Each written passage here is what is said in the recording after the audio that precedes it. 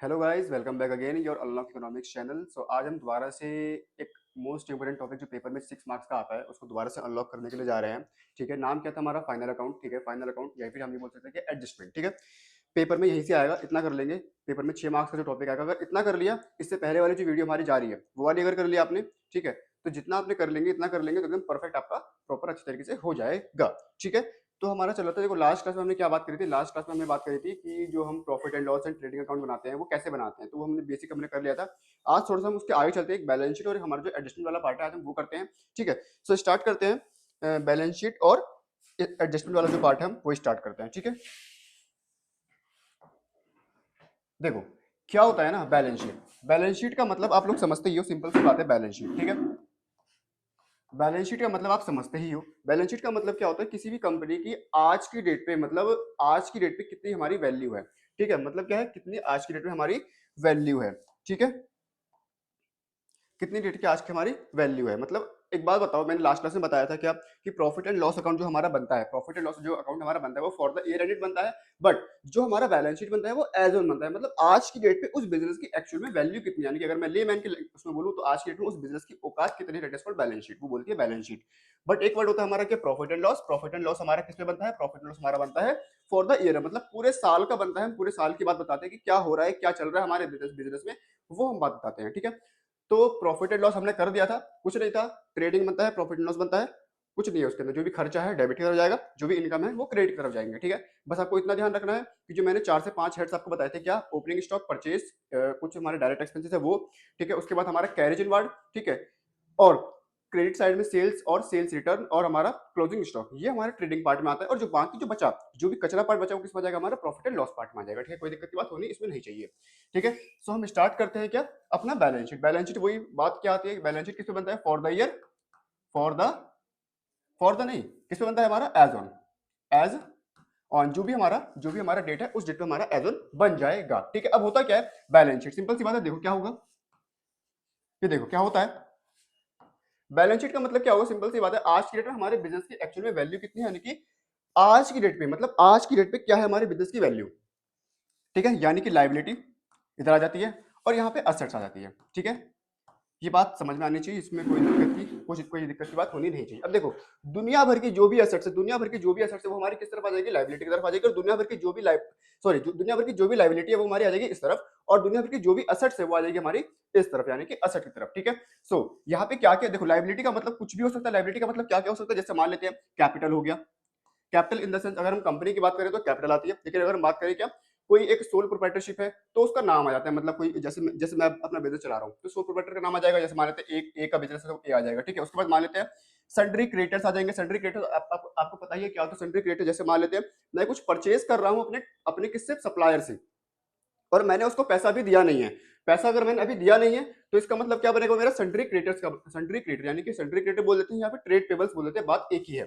ठीक है, उसके बाद कुछ हमारा आउटस्टैंडिंग एक्सपेंस आ जाता है। बताया था आउटस्टैंडिंग का मतलब क्या होता है कि कुछ खर्चा हो चुका है बट अभी तक पे किया नहीं है, कुछ खर्चा हो चुका है बट अभी तक पे किया है नहीं है। या फिर आप ये बोल सकते हैं क्या कि सर्विस ले ली है बट अभी तक उसको पैसा पे नहीं किया। जैसे मान लेते हैं ऐसा होता है नॉर्मली ट्यूशन क्लासेस में क्या होता है कि कुछ बच्चे ऐसे होते हैं कि मतलब ये बोलते हैं कि सर आपको नेक्स्ट नेक्स्ट मंथ आपको फीस पे कर देंगे, तो मतलब उन्होंने सर्विस ले ली है बट अभी तक पैसा पे किया नहीं है, तो उनके लिए क्या हो जाएगा? आउटस्टैंडिंग हो जाएगा। ठीक है, बात समझ में आती है? यहाँ पे कोई सा भी आउटस्टैंडिंग हो, कोई सा भी, तो यहाँ पे आ जाएगा। उसके बाद कोई हमारा लोन है। ठीक है, चाहे वो लॉन्ग टर्म लोन हो या फिर शॉर्ट टर्म लोन है, मतलब दुनिया भर की कोई भी हो, मतलब दुनिया भर की आपको देखना है जो पैसा मेरे को पे करना है ना वो इस तरफ आ जाएगा, जो पैसा मेरे को मिलेगा या फिर मैं बेच के पैसा कमा सकता हूँ वो इस तरफ आ जाएगा। बात समझ में आ रही है?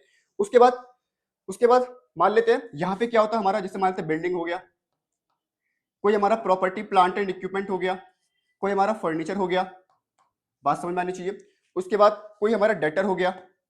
ठीक है, कैश या फिर बैंक, कैश या फिर बैंक। ठीक है, उसके बाद एक वर्ड आता है हमारा प्रीपेड। प्रीपेड का मतलब आप समझते हैं, prepaid in the sense, prepaid क्या होता है? सिंपल सी बात है, प्रीपेड मतलब कोई खर्चा ऐसा है जो मैंने अभी मतलब हुआ नहीं है, मैंने पे कर दिया। ऐसा होता है नॉर्मली, कुछ बच्चे ऐसे होते हैं ट्यूशन में कि मतलब अगले महीने की फीस एडवांस जमा करवा देंगे, तो उनके लिए क्या है? वो प्रीपेड हो चुका है। सिंपल सी बात है, तो प्रीपेड उनके लिए क्या है? असेट्स है, और मेरे लिए क्या है? लाइबिलिटी है। बात समझ में आ रही है? तो आपको ये देखना पड़ेगा, आपको जो बिजनेस मैंने बताया था आपको कि जो बिजनेस आप करोगे बिजनेस एंटिटी के पर्पज से करोगे, मतलब अगर आपका बिजनेस है तो आप क्या करोगे उसके पर्पज से आप करोगे। ठीक है, बाहर में दुनिया में क्या चल रहा है फर्क नहीं पड़ता, ठीक है, यानी कि आप अपने पर्पस से सोचो कि भाई मैं क्या करूंगा, ठीक है, उसके बाद समझ में आती है ये हमारा बैलेंस शीट का पार्ट बन जाएगा, ठीक है। तो आपको देखो इससे और भी एक्स्ट्रा वास्ट बैलेंस शीट बनती है, बड़ी बड़ी बैलेंस शीट बनती है। बस आपको इतना सोचना है कि जो भी मेरे को पैसा पे करना है किसी को वो इस तरफ आ जाएगा, जो मेरे को पैसा मिलेगा या मैं बेच के पैसा कमा सकता हूँ उस चीज को, या फिर सामने वाली पार्टी के पास मेरा पैसा रखा हुआ है वो इस तरफ आ जाएगा। बात समझ में आती है?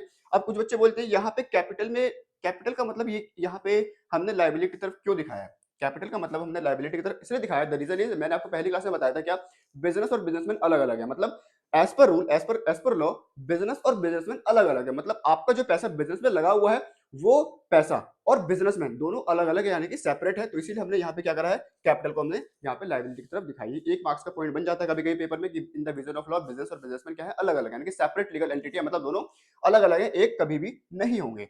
तो ये हो गई हमारी क्या बैलेंस शीट वाला पार्ट। बैलेंस शीट सबसे आसान होता है, कोई दिक्कत की बात नहीं है। अब देखो पेपर में आपसे क्या बोलेगा, पेपर में आपसे बोलेगा क्या, प्रिपेयर करो trading profit loss and balance sheet account, ठीक है, प्रिपेयर करो क्या, trading profit loss and balance sheet. अगर अगर केवल और केवल प्रिपेयर करने के लिए बोलता है क्या, ट्रेडिंग या फिर प्रॉफिट एंड लॉस अकाउंट, तो समझ लो भाई एकदम बढ़िया क्वेश्चन आ गया है, ठीक है, सबसे आसान क्वेश्चन आया और आसानी से हो जाएगा, ठीक है। लेकिन अगर जैसे ही बोल दे क्या बैलेंस शीट, तो क्या होता है बच्चों के गुलछर्रे उड़ जाते हैं। तो उसमें क्या होता है कि बैलेंस शीट में क्या होता है ना कि अगर इक्वल आ रही है बैलेंस शीट, अगर बैलेंस शीट इक्वल आ रही है तो ही सही होता है, अदरवाइज गलत होता है, ठीक है। तो आप क्या करते हो, अपनी क्लास के बच्चों से पूछते हो कि भाई ये है, ठीक है। तो इसमें कुछ ट्रिक्स है बैलेंस शीट इक्वल करने की भी, कुछ है, तो वो भी बताएंगे आपको कैसे करना है, ठीक है। और हाँ एक बात और, जैसे मान लेते हैं आपका बैलेंस इक्वल हो गया, मान लेते हैं कुछ ऐसा था आपने इक्वल कर दिया, मान लेते हैं यहाँ पे 4 लाख आ रहा है और यहाँ पे भी 4 लाख आ रहा है, ठीक है। तो आपने इक्वल कर दिया, कोई दिक्कत की बात नहीं। अब जैसे ही वो इक्वल हो जाएगा ना तो इसके नीचे आप एक लाइन और खींच देना, ठीक है, एक लाइन और खींच देना। ये बस एक रूल है, इसका मतलब कुछ नहीं है, इसका मतलब ये है कि हमारे बुक्स ऑफ अकाउंट्स एकदम टैली हो चुके हैं, इसीलिए हम ये लाइन खींचते हैं बस। ये एक मेन पॉइंट था, कुछ नहीं था इसके अंदर, पेपर में नहीं पूछेगा इस पार्ट से, ठीक है। तो बात क्या है, बैलेंस शीट कोई भी लाइबिलिटी है इस तरफ, कोई भी एसेट्स है इस तरफ, कोई भी लाइबिलिटी है इस तरफ, कोई भी एसेट्स है इस तरफ, ठीक है। बात समझ में आती है? अब इसके आगे थोड़ा सा हम चलते हैं क्या, एडजस्टमेंट, ठीक है। जो पेपर में एडजस्टमेंट मोस्ट इंपोर्टेंट पार्ट है, क्या एडजस्टमेंट पेपर में बोलेगा कि होगा क्या, होगा क्या, होगा क्या, एक आपको ट्रायल बैलेंस देकर रखेगा, ट्रायल बैलेंस देकर रखेगा, ठीक है। उसके बाद ट्रायल बैलेंस देकर रखेगा, उसके बाद बोलेगा क्या, कुछ एडजस्टमेंट आपको देकर रखेगा, 4 से 5 एडजस्टमेंट आपको देगा, ठीक है। और जिन बच्चों ने क्वेश्चंस कर लिए होंगे, जिन बच्चों को पता है, जिन बच्चों ने देखे भी होंगे, तो उनको थोड़ा सा माइंड क्लिक कर रहा होगा कि हाँ इस टाइप का क्वेश्चन आता है। जिन्होंने नहीं देखा होगा तो दिमाग में कमी है, ठीक है। तो अब देखो क्या होगा, अब देखो क्या होगा हमारा, हाँ, जैसे ही आपके पास एडजस्टमेंट आ जाएगी, ठीक है, जैसे ही आपके पास एडजस्टमेंट आएगी, 4 से 5 एडजस्टमेंट आएगी, तो उसको आपको करना है प्रॉपर्ली, आपको करना है देखते हुए करना है, ये क्या करें इसमें क्या करें, ठीक है। तो देखो पहली एडजस्टमेंट आपको देके रखेगा, पहले या बीच में भी कोई भी दे सकता है, तो मैक्सिमम से मैक्सिमम 15 से 20 एडजस्टमेंट करवाएंगे, ठीक है। पहली एडजस्टमेंट आपको देके रखेगा किसकी, स्टॉक की, किसकी, स्टॉक की, ठीक है। जो एडजस्टमेंट नीचे वाली होती है ना हम उसकी बात कर रहे हैं पहले, इसके बाद हम ट्रायल बैलेंस में जाएंगे, ठीक है। पहली एडजस्टमेंट किसी होगी, स्टॉक की। स्टॉक में आपको क्या बोलेगा कि क्लोजिंग स्टॉक कोई भी अमाउंट दे दिया, जैसे मान लेते हैं 50 लाख दे दिया, 10 लाख दे दिया, जो भी है, क्लोजिंग स्टॉक मान लेते हैं 1 लाख का दे दिया, क्वेश्चन में आपको दे दिया क्लोजिंग स्टॉक 1 लाख का। तो आप क्या करोगे, स्टॉक अगर क्लोजिंग स्टॉक है, कौन सा स्टॉक है, क्लोजिंग स्टॉक, क्लोजिंग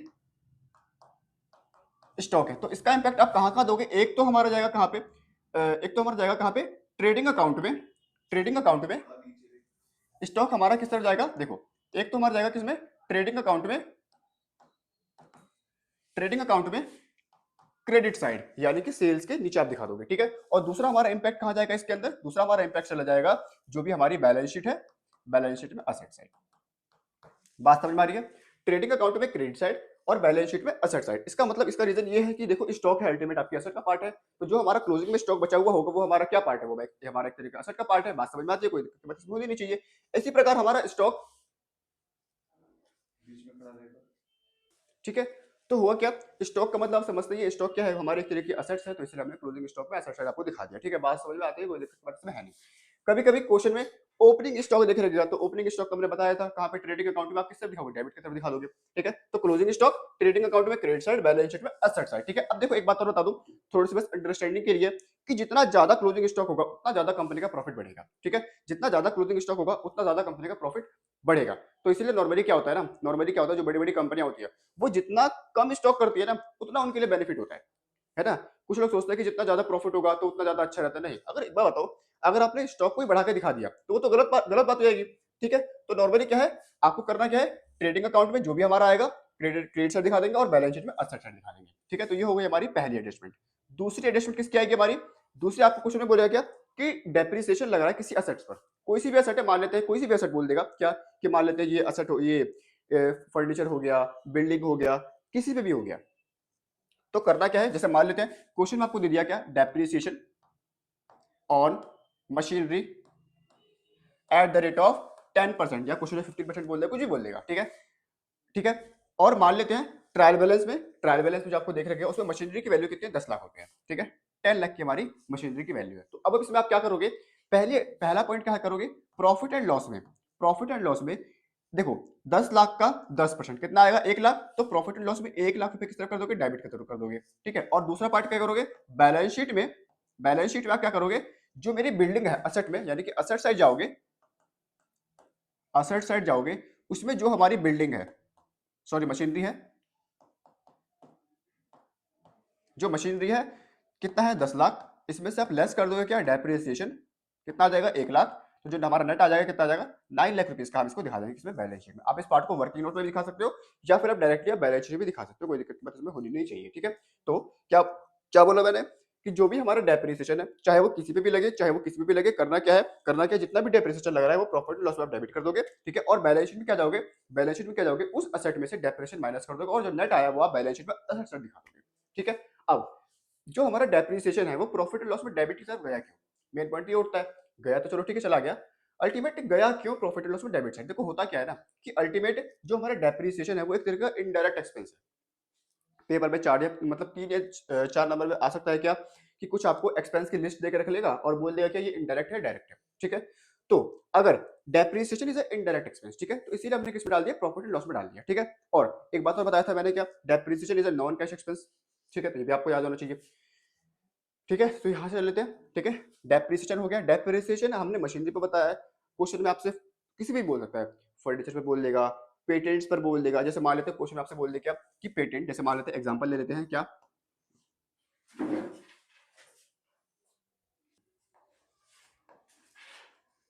ये नहीं है,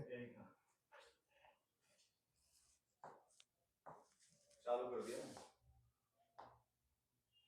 वही तो था। चलो स्टार्ट करते हैं हमारा क्या, हाँ तो मैंने यहाँ पे बोला था क्या, बोले लाइट चली गई थी इसलिए वो अभी थोड़ी सी लाइट चली गई थी तो थोड़ा सा वीडियो रुक गई थी। सो स्टार्ट करते हैं हम आगे से ही, ठीक है। हाँ जैसे हम यहाँ पे बात कर रहे थे, किस पे, एग्जाम्पल पे बात कर रहे थे क्या, पेटेंट, आपको क्वेश्चन में दे दिया क्या, पेटेंट। पेटेंट आप लोग समझते ही हो क्या होता है पेटेंट, जैसे मान लेते हैं मेरी कंपनी का नाम है कोई भी, जैसे मैंने कुछ प्रोडक्ट बनाया, ठीक है, तो उसका मैंने नाम अपना क्या करवा लिया, उसको पेटेंट करवा दिया कि अब ये कोई भी यूज नहीं कर पाएगा, अगर कोई यूज करेगा तो पहले आके मेरे को पे करे, तब उसके बाद मेरा नाम यूज करेगा, ठीक है, दैट इज कॉल्ड पेटेंट, ठीक है, बात समझ आती है।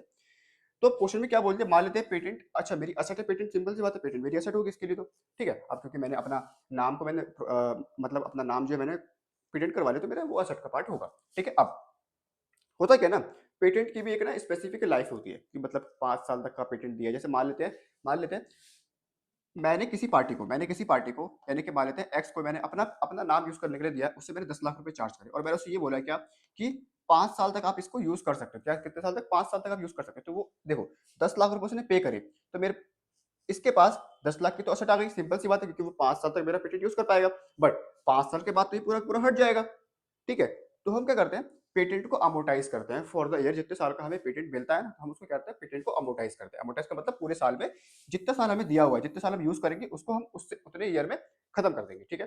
तो क्वेश्चन में मान लेते हैं पेटेंट आपको दिया हुआ है कितना, 2 लाख का, और क्वेश्चन में ये बोल देंगे 25% से, ठीक है,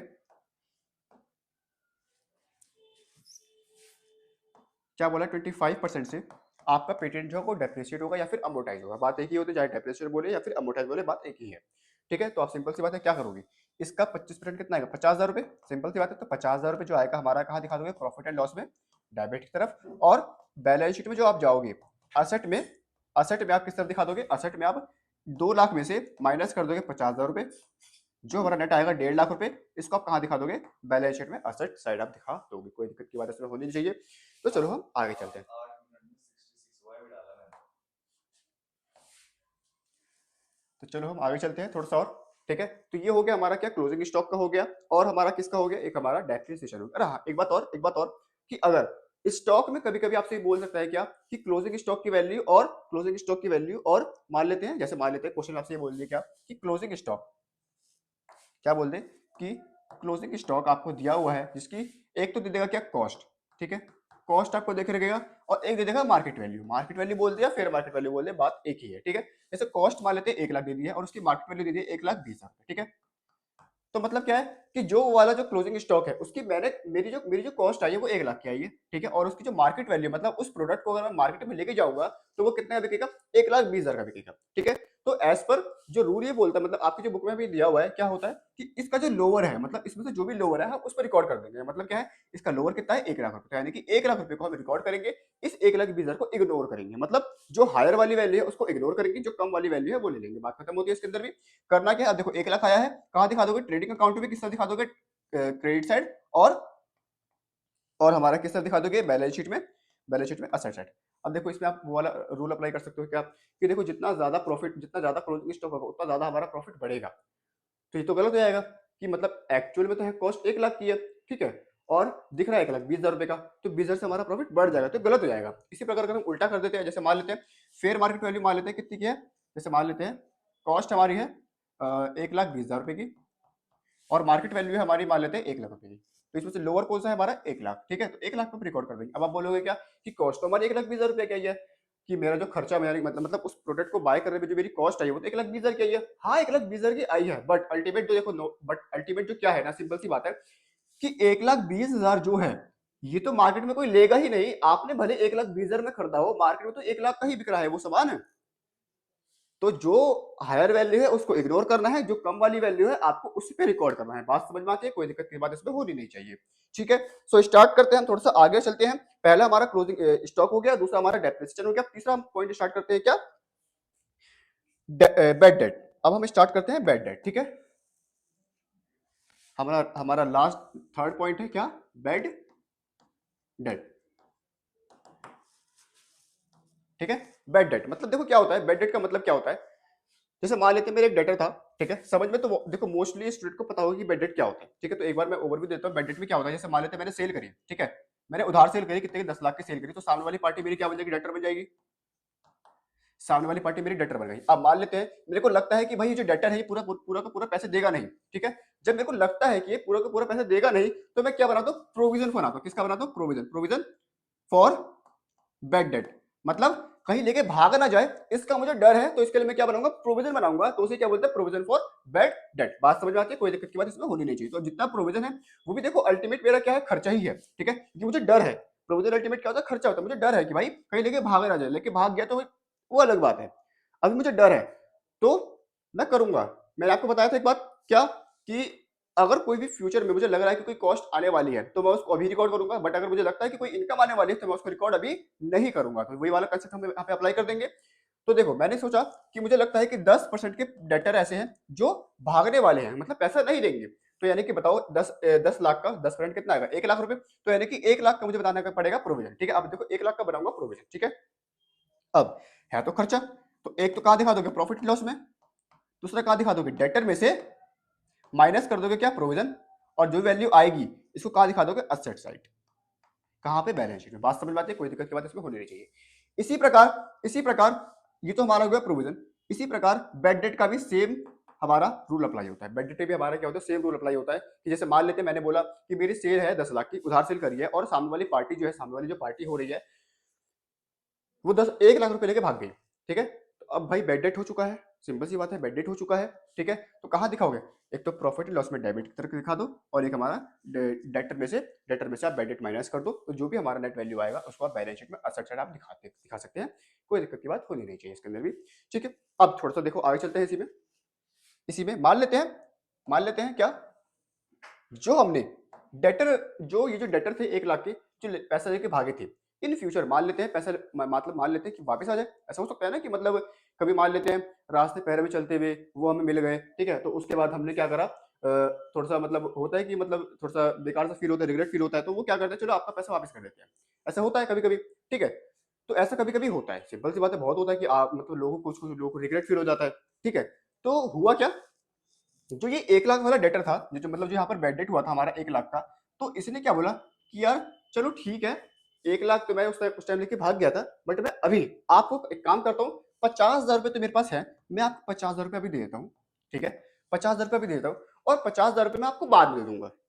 50,000 रुपये मैं अभी दे देता हूँ और 50,000 रुपये मैं आपको बाद में दे दूंगा, ठीक है? मतलब 50,000 रुपये तो उसने मेरे को अभी दे दिए, सिंपल सी बात है। तो बेड डेट रिकवर हो गया, ठीक है? यानी कि इससे मैंने क्या बोला, बेड डेट रिकवर। मतलब जो मेरा बेड डेट हुआ था पहले, उसको मैंने रिकवर कर लिया, तो मेरी इनकम हो गई। तो सिंपल सी बात है, अगर कोई इनकम होती है तो कहाँ दिखाते हो? इनकम होती है तो प्रॉफिट लॉस में दिखाते हो, सिंपल सी बात है। क्रेडिट साइड दिखाते हो। देखो, ट्रेडिंग अकाउंट में केवल वही इनकम आएगी जो मेरी सेल वाली है, बस, उसके अलावा कोई इनकम नहीं आएगी, ठीक है? और प्रॉफिट लॉस में जो दुनिया भर की जो इनकम है, इंटरेस्ट हो गया, कुछ भी है, सारी की सारी अदर इनकम किस में आ जाएगी? हमारी प्रॉफिट एंड लॉस में आ जाएगी, ठीक है? अब यहाँ पे हमारा क्या है, बेड डेट रिकवर हुआ है। कितना हुआ? 50,000 रुपए का हमारा बेड डेट रिकवर हो चुका है। कोई दिक्कत की वजह से होनी नहीं चाहिए। तो ये आप कहाँ दिखा दोगे? ये हम दिखा देंगे कहाँ पे? प्रॉफिट एंड लॉस में, क्रेडिट साइड। और हाँ, अभी वाले में प्रॉफिट एंड लॉस में credit side, profit and loss में क्रेडिट साइड। और ये अगर देखो बात करते हैं कि हाँ, एक तो हमारा प्रॉफिट एंड लॉस में क्रेडिट साइड हो गया। अब दूसरा दूसरा इम्पैक्ट भी कहीं ना कहीं दिखा रहा है, कहीं ना कहीं दूसरा इम्पैक्ट भी दिखा रहा है। अब दूसरा इम्पैक्ट कहाँ दिखा है? देखो, अल्टीमेट बात तो ये है कि डेटर बढ़ नहीं रहा है, डेटर से पैसा आ चुका है, बट कैश मिला होगा ना आपको, तो आपको तो कैश मिला होगा। तो अब जो ये कैश है, ये कैश कहाँ दिखाओगे? जो हम आपको क्वेश्चन में कैश या फिर बैंक के नाम से एक हेड देकर रखेगा, आप उसमें उसमें 50,000 रुपये आप ऐड कर दोगे जाकर के। बात समझ में आती है? कोई दिक्कत की बात इसमें होनी नहीं चाहिए, ठीक है? अब इसी के आगे मैंने थोड़ा सा एक बात और लगा दी थी, ऐड कर दी थी। मैंने क्या बोला था कि 1 लाख का बेड डेट हुआ था, 50,000 रुपये उसने अभी के अभी दे दिए, बट 50,000 रुपये उसने बोला कि मैं आपको बाद में दे दूंगा। भाई, बात का तो कोई भरोसा ही नहीं होता। सिंपल सी बात है, बात का तो कोई भरोसा ही नहीं होता, ठीक है? अब बात की बात बाद में होती है कि जब आप दोगे तब की तब रिकॉर्ड करेंगे। वही वाला कंसेप्ट अप्लाई हो जाएगा। कौन सा वाला? कि कोई खर्चा है तो अभी रिकॉर्ड करेंगे, बट कोई इनकम है तो अभी रिकॉर्ड नहीं करेंगे, बात खत्म, ठीक है? तो भाई 50,000 रुपये जब आप दोगे तब की तब देखी जाएगी, अभी तो आपने नहीं दिया है, तो इसको कहीं भी नहीं दिखाएंगे, बात खत्म हो जाती है यहीं पे। इसको हम कहीं भी नहीं दिखाएंगे। आप एक वर्किंग नोट में डाल सकते हो, देखो दिखाना पड़ेगा वर्किंग नोट में, क्योंकि अल्टीमेट इस 50,000 का नंबर मिलेगा आपको, मार्क्स मिलेगा, तो आपको इस 50,000 का आपको दिखाना पड़ेगा। क्या दिखाना पड़ेगा? कि भाई the value of the 50,000 rupees is not to be considered the profit and loss account because of the not received. अभी तक हमने कोई रिसीव नहीं करा है। एंड एज पर द जो भी हमारा एंड एज पर द प्रोविजन कि all income and gains are recorded when the received and expenses are record, ठीक है? तो अभी हम एक्सपेंसेस रिकॉर्ड कर लेंगे, बट इनकम्स को रिकॉर्ड नहीं करेंगे, तो इस 50,000 को आप नहीं दिखाओगे। तो बात समझ में आती है? कोई दिक्कत की बात इसमें होनी नहीं चाहिए, ठीक है? तो पूरा का पूरा समाप्त कर देते हैं क्या? बेड डेट जो भी होगा या फिर प्रोविजन फॉर बेड डेट जो भी होगा, वो कहां पे दिखा दोगे आप? जो भी हमारा प्रोविजन फॉर बेड डेट होगा वो कहां पे दिखा दोगे? प्रॉफिट एंड लॉस में डेबिट की तरफ। और बैलेंस शीट में आप चाहे प्रोविजन फॉर बेड डेट हो या फिर प्रोविजन हो, आप क्या कर दोगे? माइनस कर दोगे, ठीक है? उसके बाद अगर कुछ पैसा बेड डेट रिकवर हो जाता है, मतलब कुछ पैसा अगर आपको वापस आ जाता है, तो आप क्या करोगे? उसको प्रॉफिट लॉस में क्रेडिट साइड दिखा दोगे और अपना कैश या फिर बैंक बढ़ जाएगा जो भी हमारे पास वो पैसा पार्टी दे रही है, ठीक है? बात समझ आती है? मतलब जो भी पैसा वो दे रहा है, जिसमें भी दे रहा है, मतलब कैश में दे रहा है, बैंक में दे रहा है, किसी में दे रहा है, ठीक है? बात समझ में आती है? और जो पैसा बोल रहा है कि भाई बाद में दूंगा, तो भाई बात की बात है, जब आप दोगे तब की तब देखी जाएगी, ठीक है? तो ये हो गया हमारा मोस्ट इंपोर्टेंट बेड डेट। हर क्वेश्चन में मिलेगा, पेपर में जो आपको 6 मार्क्स का क्वेश्चन आएगा उसमें बेड डेट ऐसा हो ही नहीं सकता कि बेड डेट ना देके रखे। बेड डेट हो या फिर प्रोविजन फॉर बेड डेट हो या फिर बेड डेट रिकवर हो, इसमें से एक पॉइंट आपको देके रखेगा ही देके रखेगा, ठीक है? एक क्लोजिंग स्टॉक, एक डेप्रिसिएशन और एक बेड डेट। तो ये 3 मोस्ट इंपोर्टेंट हमने बता दिए। अब इसके आगे और थोड़ा सा आगे चलते हैं। चलिए स्टार्ट करते हैं, थोड़ा सा और आगे चलते हैं। हाँ, गुड्स गिवन ऑन डोनेशन। अब कभी कभी क्या होता है, जैसे मान लेते हैं मेरा एक बिजनेस है, किसी का बिजनेस है, मान लेते हैं मेरा एक बिजनेस है स्टेशनरी का, ठीक है? अब होता क्या है कि मुझे लगता है कि देखो बड़े लेवल पे मेरा बिजनेस चल रहा है, ठीक है? तो मुझे लगता है कि यार देखो, कमाना तो चलो ठीक है, मुझे थोड़ा थोड़ा कुछ मुझे चैरिटी भी करनी पड़ती है, ठीक है? मतलब करनी पड़ती है, नॉर्मली सबको करनी पड़ती है, करनी पड़ती है, मतलब सबको करनी ही चाहिए, ठीक है? अगर आप कमा रहे हो तो थोड़ा सा आप जो लोअर क्लास फैमिली के हैं, जैसे मतलब जो पुअर जो ऑर्फन एज है, आप उनको थोड़ा सा हेल्प कीजिए, ठीक है? चाहे आप कुछ भी कमाओ, चाहे आप 1,000 रुपए ही कमाओ, तो उसका आप 1% भी जितना भी है आप उसका कर सकते हैं, कोई दिक्कत की बात नहीं है। अब जैसे मान लेते हैं मेरे बिजनेस किस चीज का, स्टेशनरी का बिजनेस है। अब मेरे पास कॉपीज रहती है, पेन्स रहते हैं, डायरी रहती है। तो अब ना मेरा बिजनेस बहुत अच्छा खासा चल रहा है, तो मैंने सोचा कि एक काम करते हैं यार, अच्छा खासा बिजनेस चल ही रहा है, तो थोड़ी सी काम करते हैं, डोनेशन दे देते हैं, या फिर एक काम करते हैं, डोनेशन बोल दे या फिर चैरिटी बोल दे, चैरिटी बोल दे या फिर डोनेशन बोल दे, ठीक है। तो जैसे मान लेते हैं, पहले हम चैरिटी की बात करते हैं, ठीक है। तो मैंने क्या करा, मान लेते हैं 500 कॉपीज मैंने क्या करी, अपनी दुकान से निकाली और मैंने बांट दी, ठीक है। 500 कॉपीज निकाली और मैं जाकर दुकान में बांट दी। अब जो ये मैंने 500 कॉपीज निकाली और दुकान में जाके बांट दी, तो भाई जो आपने परचेज करी होगी उसमें से आपने करा होगा, सिंपल सी बात, आपने परचेज करा होगा उसी में से करा होगा, सिंपल सी बात है, परचेज करा होगा तो उसी में से गया होगा, बात खत्म होती है। बट क्या इस कॉपीज को आपने बेचा है मार्केट में? नहीं बेचा है। इस कॉपीज को तो आपने बेचा ही नहीं है, ना तो आपने बेचा है, ठीक है, बट आपने खरीदा है। तो अब आप एक बात बताओ, जो आपने खरीदा है और आपने उसको तो परचेज में डाल दिया होगा, परचेज में कहां पे डाला होगा? ट्रेडिंग अकाउंट में। क्योंकि आपने मान लेते हैं आपने कॉपीज 1000 कॉपीज बाय करी, 1000 नहीं, मान लेते हैं 2000 कॉपी बाय करी हो, ठीक है। आपने 2000 कॉपीज बाय करी होगी, यानी कि बाय करी होगी, ठीक है। आपने 2000 कॉपीज बाय करी होगी, जिसमें से 500 कॉपीज आपने चैरिटी में सबको बांट दिया, ठीक है, मतलब सबको बांट दिया, ठीक है। अब सेल तो हुआ ही नहीं है और ये तो अलाउ होगा नहीं, है ना। तो बात समझ में आती है, सेल तो हुआ ही नहीं है। आप ये भी नहीं कर सकते कि भाई डोनेशन दिया, आप क्रेडिट कार्ड दिखा दोगे, आप ये भी नहीं कर सकते। तो आप करोगे क्या? देखो अल्टीमेट जो ये हमारा 500 का हमने क्या करा है, डोनेशन दिया है ना, या फिर जो चैरिटी दी है, देखो डोनेशन हो या चैरिटी हो, दोनों में कंसेप्ट एक ही अप्लाई होगा, ठीक है। तो अभी मैं चैरिटी की बात कर रहा हूँ, ठीक है। तो मैंने चैरिटी दिया है, तो आप करोगे क्या? परचेज में से लेस कर दोगे, ठीक है, और प्रॉफिट एंड लॉस में डेबिट की तरफ दिखा दोगे। बात समझ में आती है? परचेज में से लेस कर दोगे, क्योंकि देखो अल्टीमेट आपने बांटा है, फ्री में बांटा है यार, तो आप खर्चा क्यों क्लेम कर रहे हो उस चीज का, ठीक है। तो खर्चा आप क्लेम मत करो, आप जाकर के परचेज परचेज को कम करो पहले। और चलो ठीक है, आपने डोनेशन दिया, आपने चैरिटी दिया, बहुत अच्छी बात होती है, गवर्नमेंट की नजर में आप बहुत एक अच्छे इंसान बन चुके हो, ठीक है। तो गवर्नमेंट आपको क्या करती है, ये जो खर्चा आपने किया है चैरिटी वाला, इसका आपको अदा हो जाता है, ठीक है। तो आप एक काम करते हैं, तो ये जो 500 कॉपीज का जो भी कॉस्ट आई है, आप उसको प्रॉफिट एंड लॉस में डेबिट की तरफ दिखा सकते हैं, कोई दिक्कत की बात इसमें होनी नहीं चाहिए। तो बस करना क्या है, चाहे आपने डोनेशन दिया हो, चाहे कुछ भी दिया हो, किसका दिया हो, स्टॉक का दिया हो, तो करना क्या है, परचेज में से माइनस कर देना है, और दूसरा पार्ट क्या है, प्रॉफिट एंड लॉस में से डेबिट की तरफ दिखा देना है। बात खत्म होती है यहीं पे। इसी के आगे थोड़ा सा और चलते हैं। अब कभी कभी क्या होता है, कभी कभी क्या होता है, जैसे मान लेते हैं, अगेन मान लेते हैं फिफ्थ पॉइंट, ठीक है। अब मेरा बिजनेस किस चीज का है, ठीक है, मान लेते हैं मेरा बिजनेस किस चीज का है, वॉच का, ठीक है। मान लेते हैं मेरा बिजनेस है किस चीज का, वॉच का बिजनेस है। अब हुआ क्या, मान लेते हैं मेरे किसी रिलेटिव का, जो खास रिलेटिव है, उसका किसी का बर्थडे आया, ठीक है, बर्थडे आया, ठीक है। और उसने मेरे से डिमांड करी कि जो आपकी शॉप में मोस्ट एक्सपेंसिव वॉच है, मुझे वो बर्थडे में गिफ्ट चाहिए, ठीक है भाई। अब रिलेटिव है तो हमने ठीक है, कोई दिक्कत की बात नहीं है। तो मैंने जो भी मोस्ट एक्सपेंसिव वॉच थी हमारे शॉप की, वो मैंने निकाली और जाकर के मैंने उसको दे दी, ठीक है। मेरे बिजनेस किस चीज का है, वॉच का है, यानी कि गुड्स कौन लेके जा रहा है, ओनर लेके जा रहा है, यानी कि गुड्स या फिर स्टॉक, ठीक है, गुड्स या फिर स्टॉक टेकन बाय ओनर, यानी कि कोई गुड्स ऐसा है या फिर कोई स्टॉक ऐसा है जो कौन लेके जा रहा है, मालिक लेके जा रहा है। गुड्स लेके कौन जा रहा है, मालिक लेके जा रहा है। वॉच था, किसी का बर्थडे आया और वो जाकर के गिफ्ट उसको दे रहा है। तो भाई गिफ्ट दे रहा है तो अल्टीमेट तो आप गिफ्ट फ्री में दे रहे हो, पहली बात तो ये है, तो कोई पैसा तो आएगा नहीं, ठीक है। तो मैंने आपको बताया था, चाहे गिफ्ट हो चाहे ड्रॉइंग्स हो, सब किस में जाता है, हमारा ड्रॉइंग्स के पार्ट, यानी कि जो भी वॉच का जो भी उसने पैसा जो भी निकाला है, जो भी वॉच निकाले, उसका जो प्राइस होगा वो क्या मानेंगे, ऑनर ने ड्रॉइंग करी है।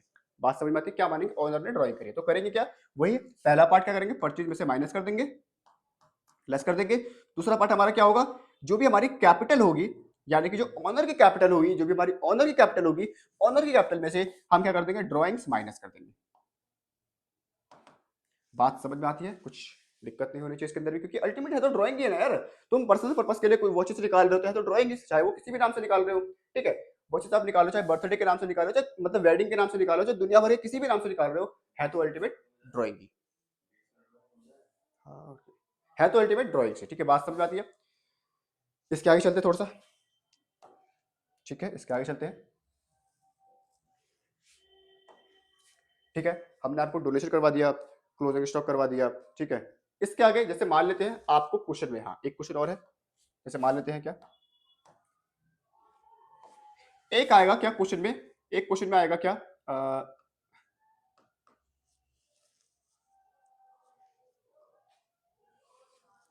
जैसे प्रीपेड एक्सपेंस,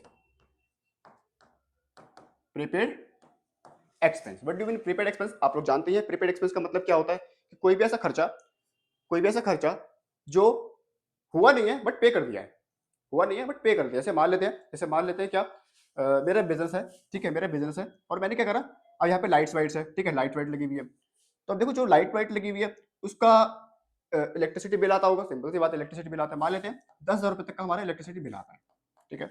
अब मैंने क्या करा, मैंने क्या करा, इलेक्ट्रिसिटी डिपार्टमेंट को एक ही साथ, मतलब जो भी हमारा इलेक्ट्रिसिटी विभाग था उसको मैंने एक ही साथ में कितना रुपए कर दिया, 20,000 रुपए कर दिया, ठीक है। इलेक्ट्रिसिटी वाले को मैंने एक ही साथ में कितना पे कर दिया, 20,000 रुपए पे कर दिया। बात समझ में आती है? अब देखो खर्चा कितने का है, 10,000 रुपए का, पे कितना कर रहे हो, 20,000 रुपए। भाई क्यों पे कर रहे हो, कर रहे हैं, सिंपल सी बात है, कर रहे हैं, कोई दिक्कत की बात है ही नहीं, सिंपल सी बात है। तो यानी कि 10,000 रुपए कोई खर्चा है और मैंने उसको पे कर दिया कितने में, 20,000 में पे कर दिया, तो इसका मतलब क्या बनता है, आपने एक्स्ट्रा पे किया है, उसी को हम क्या बोलते हैं, प्रीपेड, प्रीपेड एक्सपेंस के नाम से। देखो पेपर में आपसे चाहे इलेक्ट्रिसिटी बोले, सैलरी बोले, रेंट बोले, ठीक है, वाटर बिल बोले, कुछ भी बोले, दुनिया भर कुछ भी नाम से बोले, अगर आपने एक्स्ट्रा पे कर दिया है तो आपको क्या मानना है, वो प्रीपेड खर्चा है, मतलब खर्चा हुआ नहीं है, मतलब आपने सर्विस ली नहीं है और आपने पैसा पे कर दिया है, कोई दिक्कत की बात इसमें होनी नहीं चाहिए। अब इम्पैक्ट क्या करना है, देखो इम्पैक्ट ये करना है, जैसे मान लेते हैं, अब देखो इम्पैक्ट मतलब प्रीपेड वाला और प्रीपेड वाला बात कर लेते हैं पहले। जैसे मान लेते हैं क्या, ये आपको ट्रायल बैलेंस दिया हुआ है, ठीक है, और कुछ नहीं है, मैं मान लेता हूं अभी केवल क्या है, सैलरी है, सैलरी है, रेंट है और इलेक्ट्रिसिटी है, और कुछ नहीं, क्योंकि देखो जब भी हमारा ट्रायल बैलेंस होता है उसमें बहुत सारी चीजें आती है, ठीक है। जैसे मान लेते हैं ये हमारा डेबिट की तरफ आ जाएगा और ये हमारा क्रेडिट की तरफ आ जाएगा, ठीक है। ओके, एक मान लेते हैं कमीशन, एक मान लेते हैं कमीशन, जैसे मान लेते हैं सैलरी है कितने की, 1 लाख की, रेंट है हमारा 2 लाख का, इलेक्ट्रिसिटी है 50,000 का, ठीक है, और कमीशन मान लेते हैं कितने का, 10,000 रुपए का, ठीक है, कोई दिक्कत की बात इसमें होती नहीं चाहिए। चलो एक एडजस्टमेंट लिखी है क्वेश्चन में क्या, कि सैलरी है कितने रुपए की, 10,000 रुपए पर मंथ, 10,000 रुपए पर मंथ है, ठीक है। ट्रायल बैलेंस में कितना दिख रहा है, 1 लाख दिख रहा है, एंड 20,000 रुपीज इज आउटस्टैंडिंग, ठीक है। देखो क्वेश्चन में अगर ये बोल दे क्या कि सैलरी 10,000 रुपए पर मंथ है, सैलरी 10,000 रुपए पर मंथ है, इसका मतलब क्या बनता है, इसका मतलब ये बनता है कि भाई 10,000 रुपए पर मंथ है, तो मतलब मैं मल्टीप्लाई कर दूंगा 12 से, तो कितना आ जाएगा, 20,000 रुपए मेरा आ जाएगा, ठीक है। बट सैलरी गई कितनी है, सॉरी यहाँ पे 1 लाख का है ना, तो 1,20,000 नहीं आएगा, यहाँ पे आ जाएगा मेरा 1,20,000 रुपए, ठीक है। बट यहाँ पे गया कितना है, 1 लाख रुपए, तो डिफरेंस कितना है, 20,000 रुपए का, तो उसे हम क्या बोल देंगे, उसे हम क्या बोल देंगे, ठीक है, तो उसे हम क्या बोल देंगे, अभी डालिए तो ठीक है, उसे हम क्या बोल देंगे, सिंपल सी बात है, उसे हम क्या बोल देंगे, उसे हम क्या बोल देंगे, हाँ 1,20,000 रुपए का हमारा खर्चा है, बट अल्टीमेट गया कितना है, 1 लाख रुपए गया है, तो बचा कितना, 20,000 रुपए, तो इसका मतलब क्या है भाई, आउटस्टैंडिंग का वाला खर्चा है, मतलब आउटस्टैंडिंग का मतलब क्या है कि पे ही नहीं किया है, पे ही नहीं किया है। भाई सैलरी वाला छोड़ेगा थोड़ी ना, वो तो आके आके आके छीन लेगा पैसा, थप्पड़ मार के पैसा ले लेगा, भाई मेरी सैलरी दे, सिंपल सी बात है। तो भाई खर्चा तो हुआ है, 20,000 रुपए का जो खर्चा हुआ उसे क्या बोलते हैं, आउटस्टैंडिंग। तो जो भी हमारा आउटस्टैंडिंग एक्सपेंस होता है, जो भी हमारा आउटस्टैंडिंग एक्सपेंस होता है, वो जो होता है वो हमारा प्रॉफिट एंड लॉस में क्या होता है, हमारा डेबिट की तरफ चले जाता है, और बैलेंस शीट में लायबिलिटी की तरफ आ जाता है। किस नाम से आएगा, आउटस्टैंडिंग जो भी एक्सपेंस है, यानी कि आउटस्टैंडिंग अगर रेंट है तो आउटस्टैंडिंग रेंट, बात समझ आती है, कोई दिक्कत की बात इसमें होनी नहीं चाहिए, ठीक है। ओके, ठीक है, चलो थोड़ा सा आगे चलते हैं, चलिए थोड़ा सा आगे चलते हैं। अब इसको हमें करना पड़ेगा यहाँ पे, हाँ ठीक है।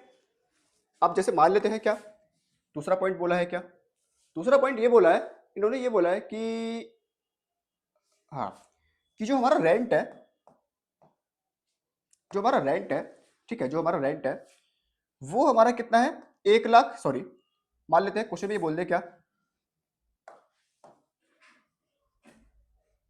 हाँ मान लेते हैं क्वेश्चन में ये बोल दे क्या, कि जो आपने रेंट पे करा है 2 लाख का, 2 लाख का जो आपने रेंट पे करा है उसमें से 50,000 रुपए आपने एडवांस में पे कर दिया, यानी कि 50,000 रुपए आपने क्या कर दिया है, एडवांस में पे कर दिया है। मतलब देखो खर्चा कितने का है, आपने दिखा कितने का रखा है, 2 लाख का, बट गया कितना है, गया कितना है, सिंपल सी बात है, गया कितना है हमारा 2 लाख का गया है और 50,000 रुपए का आपने एडवांस पे करा है। भाई एडवांस पे करा है मतलब इस साल का तो खर्चा है ही नहीं।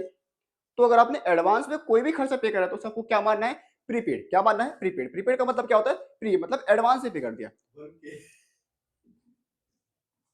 ठीक है, प्री का मतलब क्या है, आपने एडवांस में पे कर दिया। प्रीपेड का मतलब क्या है, एडवांस में आपने पे कर दिया, कोई दिक्कत की बात होनी चाहिए। तो सिंपल सी बात है, तो सिंपल सी बात है, प्रीपेड। बात समझ में आती है, कोई दिक्कत की बात होनी नहीं चाहिए। अब देखो prepaid, what do mean prepaid, मतलब आपने एडवांस में पे कर दिया है। अब तो इसका क्या करोगे आप, जो भी आपने एडवांस में पे करा है तो आपकी एसेट। तो आंख बंद करके जो भी एसेट होती है वो कहां पे आती है, बैलेंस शीट में एसेट की तरफ। ठीक है, यानी कि एक तो मेरा बैलेंस शीट में किस तरफ आ जाएगा, एसेट की तरफ। आंख बंद करके देखो, देखो सबसे शॉर्टकट यही है कि भाई जो भी मेरी एसेट की पार्ट होता है ना, जो मेरा एसेट होता है कहां जाएगा, मेरा एसेट की तरफ चले जाएगी। कहां पे, बैलेंस शीट में एसेट की तरफ। ठीक है, अब देखो प्रीपेड है, प्रीपेड है तो प्रीपेड कहां जाएगा, जो भी आपने प्रीपेड एक्सपेंस पे करा है। ठीक है, जो भी हमारा प्रीपेड एक्सपेंस है, अब आप क्या करोगे, यहां पे देखो 2 लाख का आपने पे करा है, एक्चुअल में खर्चा कितने का है, एक्चुअल में खर्चा है मेरा 2 लाख का दिखाया हुआ है, माइनस कर देते कितना, 50,000 रुपए। ठीक है, अल्टीमेट कितना हो जाएगा मेरा, 1,50,000 रुपए। बात समझ में आती है, कोई दिक्कत की बात इसमें होनी नहीं चाहिए। तो जो भी आपका प्रॉफिट एंड लॉस अकाउंट में है, यानी कि प्रॉफिट एंड लॉस अकाउंट में जो भी आप दिखाओगे, वो जितना आपने खर्चा दिखाया है वो माइनस कर देंगे प्रीपेड वाला, जो भी नेट आएगा उसका प्रॉफिट एंड लॉस में डेबिट की तरफ दिखाएंगे। तो एक बार आप समअप कर दे, समअप ये है कि अगर आउटस्टैंडिंग है तो उस एक्सपेंस में आप ऐड कर दोगे, और अगर कोई प्रीपेड है तो उस एक्सपेंस से माइनस कर दोगे। प्रीपेड वाला कहां दिखा दोगे, माइनस करके प्रॉफिट लॉस में दिखा दोगे, और जो प्रीपेड पार्ट है वो कहां दिखा दोगे, बैलेंस शीट में एसेट की तरफ। ठीक है, इसी प्रकार अगर कोई आउटस्टैंडिंग है, आउटस्टैंडिंग वाला किधर दिखा दोगे, आउटस्टैंडिंग वाला उस खर्चे में आप ऐड कर दोगे। जैसे मान लेते हैं यहाँ पे सैलरी था और कितना हमारा आउटस्टैंडिंग था, 20,000 रुपए हमारा आउटस्टैंडिंग था, तो उसमें हम ऐड कर देंगे। मतलब जो भी हमारा आउटस्टैंडिंग हो, जो भी अमाउंट होगा वो हम ऐड कर देंगे। और जो भी हमारा आउटस्टैंडिंग है मतलब लाइबिलिटी है, तो वो लाइबिलिटी कहाँ जाती है भाई, आंख बंद करके बैलेंस शीट में लाइबिलिटी दिखा, तो बात खत्म हो गई। ठीक है, अब एक और है कमीशन। ठीक है, अब एक और है हमारा क्या, कमीशन। कभी कभी आपसे ये बोल दे क्या, कभी कभी आपसे ये बोल देगा कमीशन रिसीव्ड इन एडवांस। क्या बोल देगा, कमीशन रिसीव्ड इन एडवांस। ठीक है, कमीशन रिसीव्ड इन एडवांस, यानी कि कमीशन आपने एडवांस में रिसीव किया हुआ है। कमीशन अगर आपने देखो एडवांस में रिसीव किया हुआ है तो क्या करोगे, सिंपल सी बात है, क्या करोगे, देखो कुछ ना कुछ तो करना ही पड़ेगा, कुछ ना कुछ तो करेंगे, बिल्कुल करेंगे कुछ ना कुछ तो। ठीक है, अब क्या करेंगे वो आप देखते हैं क्या करेंगे। अब देखो कमीशन आपने एडवांस में रिसीव करा है, मतलब आपने पहले ही एडवांस में रिसीव कर लिया है, तो भाई क्यों रिसीव करा है आपने, देखो है तो फिर आपकी लाइबिलिटी। सिंपल सी बात है, अगर आपने कोई भी चीज एडवांस में रिसीव कर ली, कोई भी पैसा अगर आपने एडवांस में रिसीव कर लिया है, आपकी तो अल्टीमेट लाइबिलिटी बनती है। सिंपल सी बात है, तो जो भी लाइबिलिटी होती है वो कहाँ दिखाते हो आप लोग, हम जो भी लाइबिलिटी होते हैं वो हम दिखाते हैं कहाँ पे, बैलेंस शीट में दिखा देते हैं, कहाँ पे, लाइबिलिटी की तरफ। अब दूसरा क्या है, कमीशन आपने एडवांस में रिसीव किया है, मान लेते हैं कमीशन आपको क्वेश्चन में कितना दिया हुआ है, कमीशन आपको क्वेश्चन में दिया हुआ है, कहाँ है क्वेश्चन, ये रहा, 1 लाख रुपए आपने यहाँ पे, 1 लाख यहाँ पे, यानी कि आपने 10,000 रुपए कमीशन आपने रिसीव किया हुआ है। ठीक है, जैसे मान लेते हैं क्वेश्चन में बोल दे क्या, कमीशन रिसीव्ड एडवांस कितना है, 2,000 रुपए।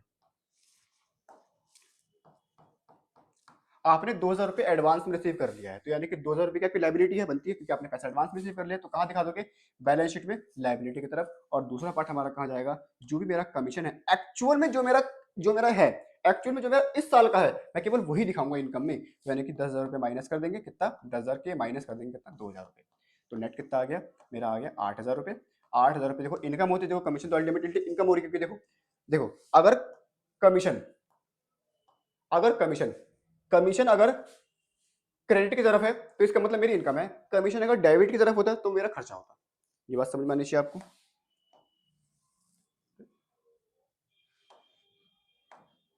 हाँ, ठीक है, तो कमीशन अगर इनकम में है तो वो मेरी इनकम का पार्ट होगा, मतलब क्रेडिट की तरफ होगा, और अगर कमीशन अगर डेबिट की तरफ तो इसका मतलब मेरा खर्चे का पार्ट होगा। ठीक है, अब एक बार समाप्त कर देते हैं, क्या होगा, देखो अगर प्रीपेड है, अगर प्रीपेड है तो प्रीपेड वाले केस में आप क्या करोगे, जो भी एक्चुअल वाला खर्चा है, जैसे मान लेते जो भी एक्चुअल वाला खर्चा है वो उसमें से आप लेस कर दोगे। जैसे मान लेते सैलरी है तो सैलरी में से आपने माइनस कर दिया। जैसे मान लेते कुछ में बोल दिया प्रीपेड एक्सपेंस है 10,000 रुपए, तो जितना आपको ट्रायल बैलेंस में दिया हुआ है, जैसे मान लेते 1 लाख का दिया हुआ है तो 1 लाख में से आप 10,000 रुपए माइनस कर दोगे। ठीक है, और और प्रीपेड आपने देखो एडवांस में पे कर दिया, खर्चा आपने एडवांस में पे कर दिया है, तो वो क्या दिखा दोगे, आपकी असेट का पार्ट, तो आपकी जो भी असेट का पार्ट है वो कहाँ दिखा दोगे आप, बैलेंस शीट में, बैलेंस शीट में दिखा दोगे किस तरफ, असेट साइड। बात समझ में आती है, कोई दिक्कत की बात होनी नहीं चाहिए, है बात समझ में आनी चाहिए, कोई दिक्कत की बात समझ में आनी चाहिए, कोई दिक्कत की बात होनी नहीं चाहिए। इसी प्रकार हमारा आउटस्टैंडिंग है, इसी प्रकार हमारा आउटस्टैंडिंग है। आउटस्टैंडिंग का मतलब क्या होता है, कोई खर्चा हो चुका है बट अभी तक पे हुआ नहीं, ठीक है, मतलब कोई खर्चा हो चुका है बट अभी तक पे हुआ नहीं, तो जो भी खर्चा है सिंपल सी बात है आप कहाँ दिखा दोगे, लाइबिलिटी की तरफ एक तो जाएगा हमारा, ठीक है, और दूसरा हमारा प्रॉफिट एंड लॉस में आप क्या करोगे, जो भी स्पेसिफिक खर्चा है, जैसे हमारे सैलरी है और बोल दे कि आप 20,000 रुपये आउटस्टैंडिंग है, तो जो भी हमारा ट्रायल बैलेंस में जो सैलरी दिया हुआ है वो सैलरी में प्लस कर देंगे क्या, आउटस्टैंडिंग वाला पार्ट। बात समझ में आती है, कोई दिक्कत की बात इसमें होनी नहीं चाहिए, ठीक है। तो ये हो गया हमारा समा पूरा पार्ट, ठीक है, ठीक है, कोई दिक्कत की बात इसमें होनी नहीं चाहिए। हाँ नहीं, उसने बोला है पेपर जब खत्म हो जाएगा ना तो ऐसे तो बुला लेना, रख लेंगे।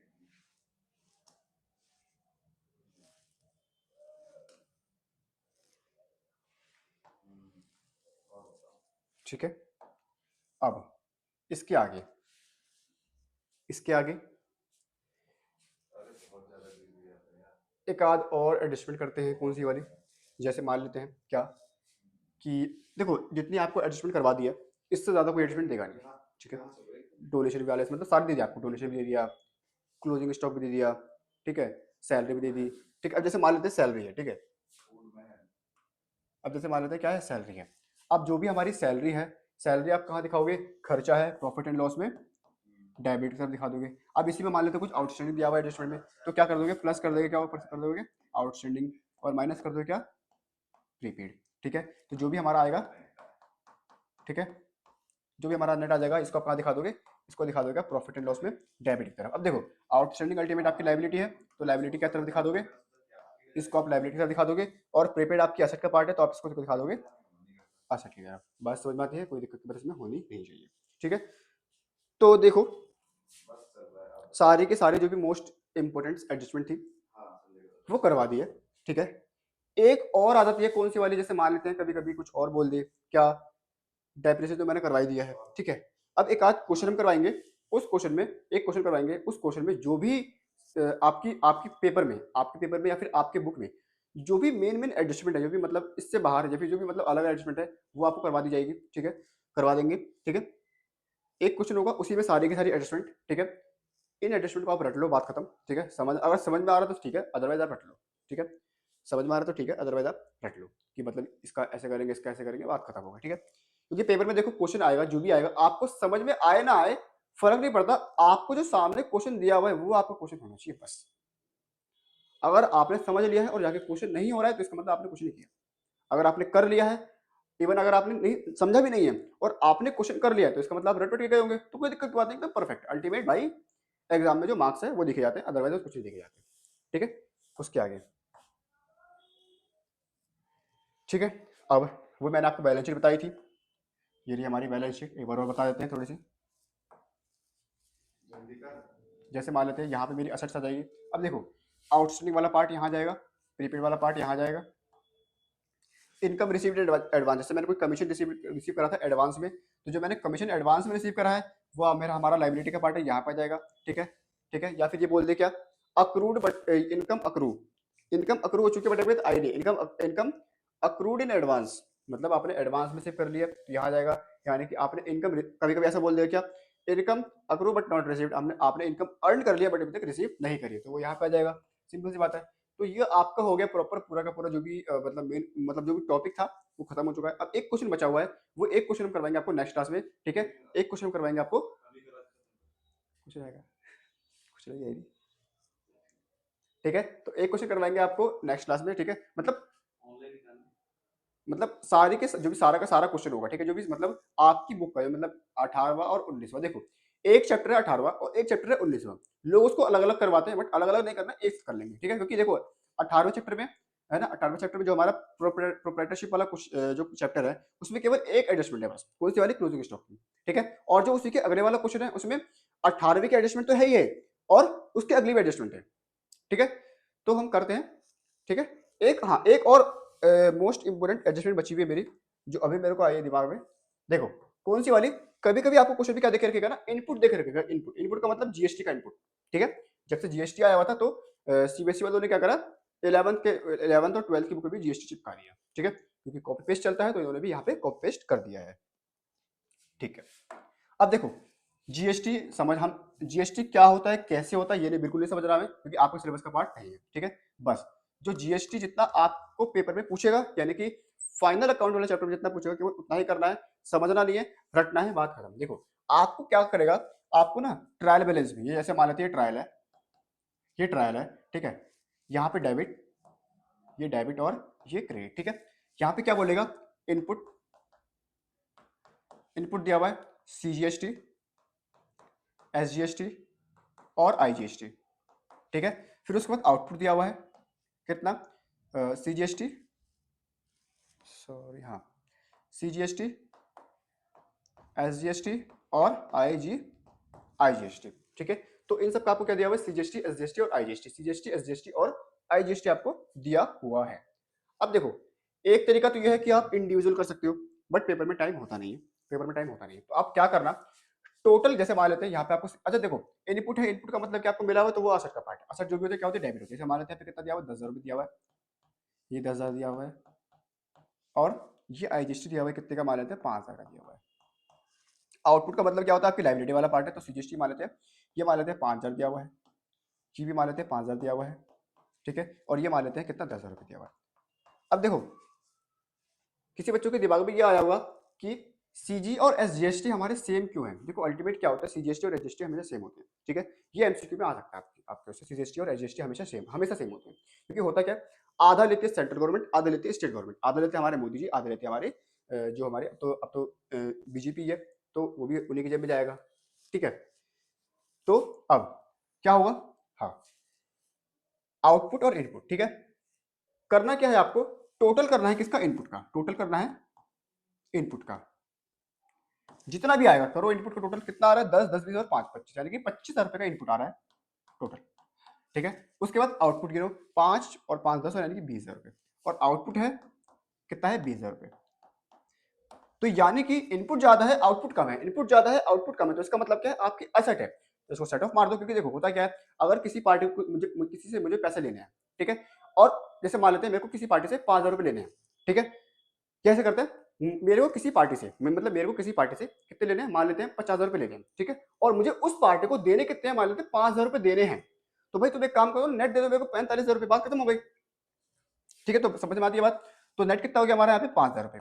तो 5,000 रुपए का देखो ज्यादा कौन सा है, इनपुट वाला ज्यादा, तो यहाँ इनपुट लिख देंगे, और इनपुट क्या होती है आपकी, असेट होती है, तो असेट किस तरफ आ जाएगी आपकी, बैलेंस शीट में असेट की तरफ दिखा देंगे, ठीक है, बात समझ में आती है, कोई दिक्कत की बात इसमें होनी नहीं चाहिए, ठीक है। अगर इसी का हम उल्टा करते हैं, इसी का अगर उल्टा करते हैं, जैसे मान लेते हैं इनपुट आपका यहाँ पे दिया हुआ है कितना, 15,000, ठीक है, तो अब कितना हो जाएगा, 10, 20, 30, सॉरी इनपुट 15,000 नहीं करना पड़ेगा, आउटपुट को थोड़ा सा बढ़ाना है ना,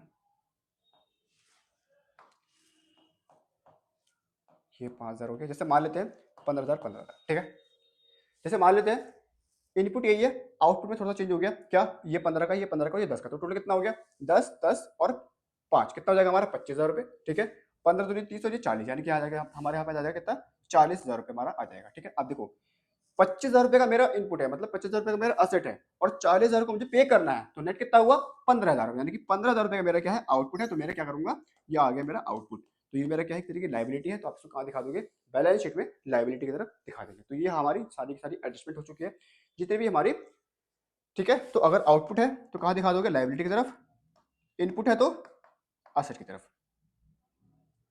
बात समझ में आती है, कोई दिक्कत की बात इसमें होनी नहीं चाहिए।